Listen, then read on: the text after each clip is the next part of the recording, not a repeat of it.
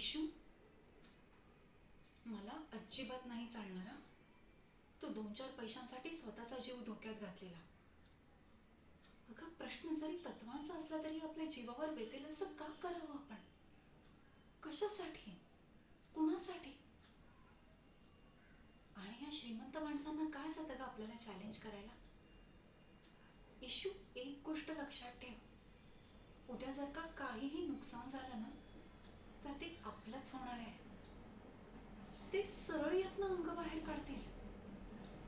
आणि मला एक गोष्ट सांग, आपल्याला हे असे अघोरी प्रकार करायला परवानगी दिलीच कोणी?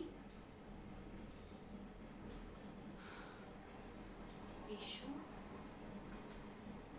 आपल्या आई वडिलांनी खूप मेहनतीनं आपल्याला मोठं केलंय का. पोटाला चिमटा काढून शिकवलं त्यांनी आपल्याला. आणि उद्या जर का काहीही नुकसान झालं तर ते आपल्या आई बाबांनी का सहन करायचं सांग बरं? कोणासाठी सहन करायचं? इशू, अगं रडू नकोस ना प्लीज. तू माझी प्रेमाची लाडाची बहीण आहेस ना?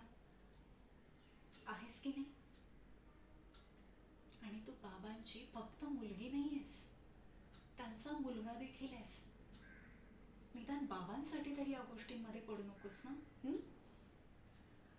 आधी मला वचन दे बघू.